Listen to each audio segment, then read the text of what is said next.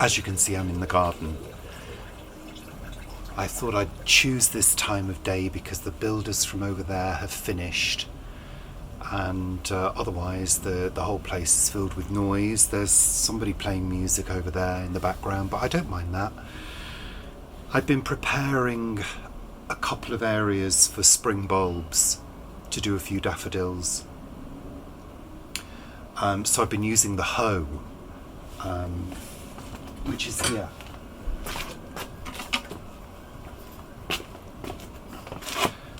If you don't know what a hoe is, it's one of these. And it's really good. It's really good for digging up the ground and preparing it and removing the surface weeds and things like that. So I've been doing that, and I'm going to plant a few daffodils in the prepared areas. And I also thought I'd give you a little quick tour of the garden as well. This area is the patio, as you can see, and that's sort of my working area over there where I keep my tools and the bags of green waste that you can see in the corner, which are elevated so I don't have to keep bending. And it's a beautiful day. The sun's about to go in, but it's really warm out here. I've got on a little bit of a sweat, which is nice. Yeah. So let's have a quick look around the garden.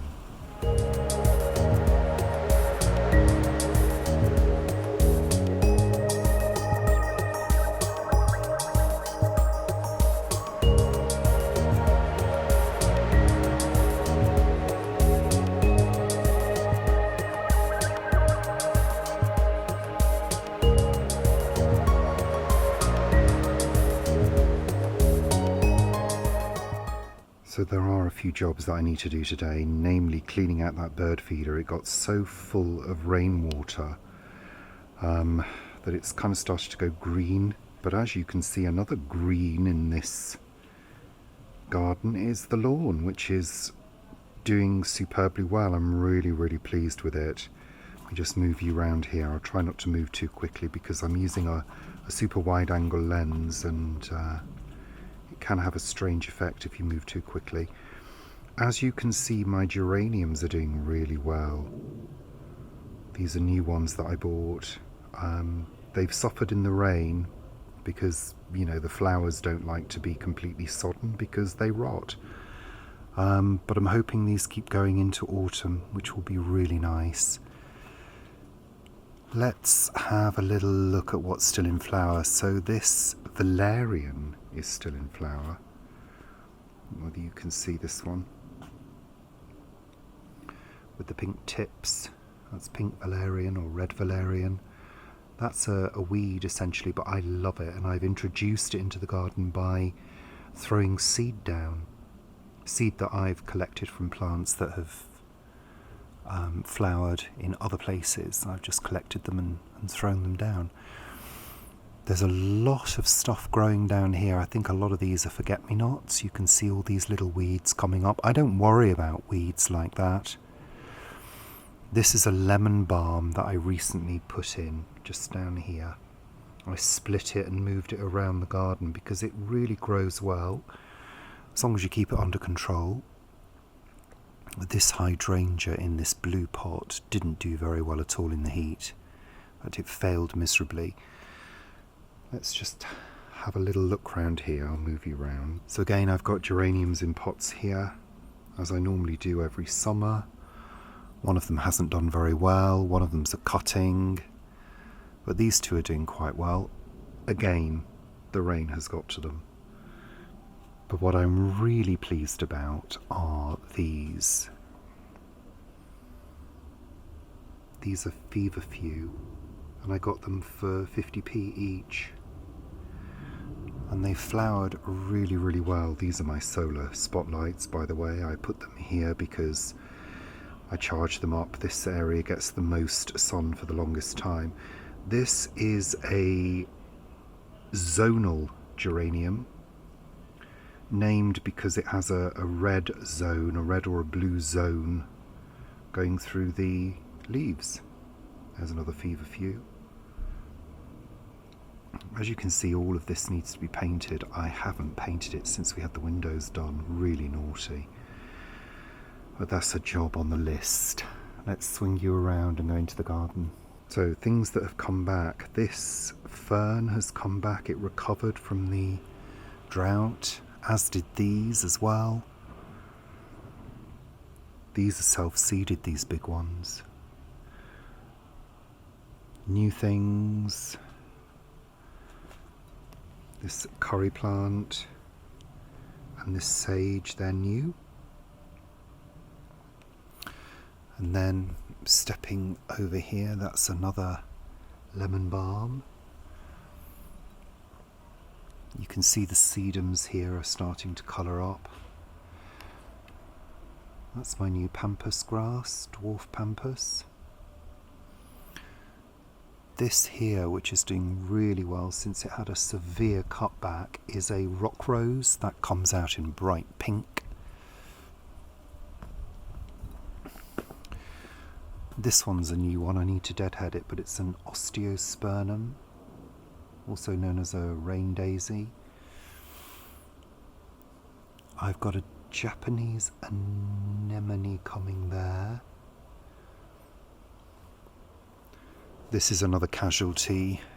This aster didn't like the heat at all. Did really poorly in the heat. Now these grasses here, just move round here so you can see. These were given to me by a friend. They're black grasses. Now they were in the border a little bit way back, but I split them and moved them, and they've really taken to this area. They're really settling in well. There are lots of new green shoots coming up, and what looks like a sort of flower on one of them. I don't know whether you can see that, but there's a sort of purple. Don't know whether you can see. Little purple beads. That lime green one in the centre, that is a euphorbia, which is doing really well. That's new. What else is new? This didn't do very well in the heat, but it's now flowering. It's might be a bit too bright for you there. Yeah, I think it is. There we are, that's better. That's a hypericum, which is flowering. Hated the heat. Moving over the other side, this is a Cranesville Geranium, which is new. And then there's another area that I've dug over for bulbs. And then, I don't know whether you can see this sort of wigwam affair that I've put up. It's TP. I noticed lots of passion flowers growing in the border from an old plant that used to be here. I think the work and the clearing of stuff enabled it to grow, so I erected this to help it out. And hopefully that will grow up there and populate that area. There's quite a few of them growing from the soil, which is good. That's a mint that I put in. I know people say, oh, you shouldn't put mint in the garden, it'll spread, but I want it to spread. I really do. Actually, it looks like it's being attacked by a passion flower, so I need to sort that out. And then over here is a little white fuchsia, which is really cute. You see, passion flowers are popping up all over the place. So I need to take control of those. I've got a few jobs that I need to do today. The white rose is almost over. It's trying to flower. Well, it has flowered, but the rain got it. But it's still pretty. That's about it, really, for new things. Oh, that fern came up again. And there's one down here. Flowering. Well, not flowering. Leafing. This area had a lot of work on it. Had to clean all these pebbles and rearrange them all when we had the fencing done. So I'm pleased with that little area there.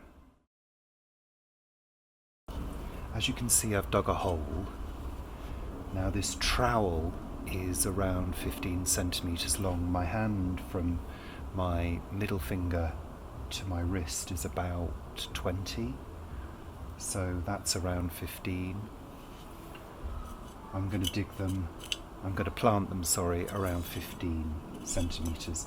You can see this soil is really nice, it's brown, there are plenty of worms in here, so I'm quite happy with the organic content, so I'm not adding anything extra.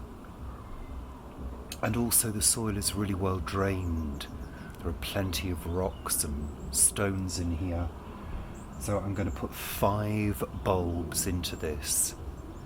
You're best off doing them in groups of odd numbers, so 3, 5s and 7s, just because they look better. So let's pop the bulbs in. These are daffodils. Oh. And I'm going to pop them in with the roots at the base and the tip facing upwards. Just going to pop them in.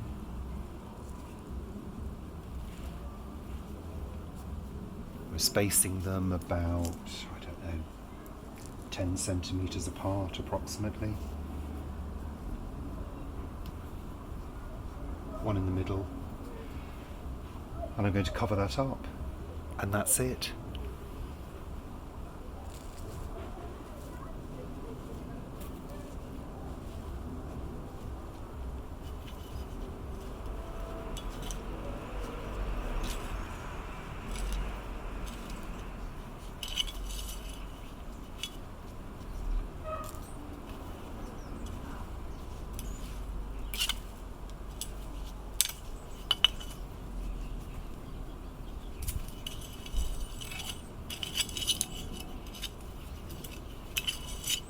And hope that nothing digs them up.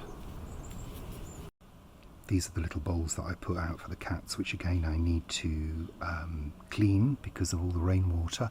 But I wanted to show you this. This is an Aquilegia, and it looks as though in the borders we've got quite a few of them. This is again a self-seeded, so I leave it here because it flowered beautifully. But there are lots of them around, so I think next year will be an Aquilegia year as well. They tend to, the garden tends to have cycles. Some year we have a lot of forget-me-nots, some year we have a lot of Aquilegia. I think we're going to have both next year. And I have been trying to spread the seed about, so it does work to do that. Oh, it's looking a bit grey over there. We had some rain earlier. And we had then a little bit of light rain, but looks like it's clouding up again. So maybe we'll get some more. As you can see, the palm trees are doing well. They're not true palm trees, these are Cordyline australis, but they're from Guernsey. We had them as babies. I guess that was about 25 years ago. We kept them in pots, then we planted them in the ground, and they've been in the ground for, I guess 18, 19 years in this garden, so they're doing really well. They love it here. But they are a pain in the backside. I had to collect lots of dropped leaves this morning from all the stormy weather that we've had recently. So there we go, that's a little update on the garden and planting of daffodils.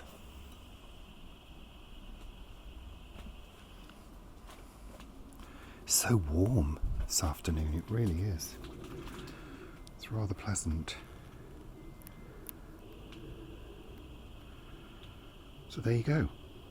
That's a bit of a garden update for you as to how things are doing. And I'm pleased with the garden's progress. It's looking very, very pretty in this light.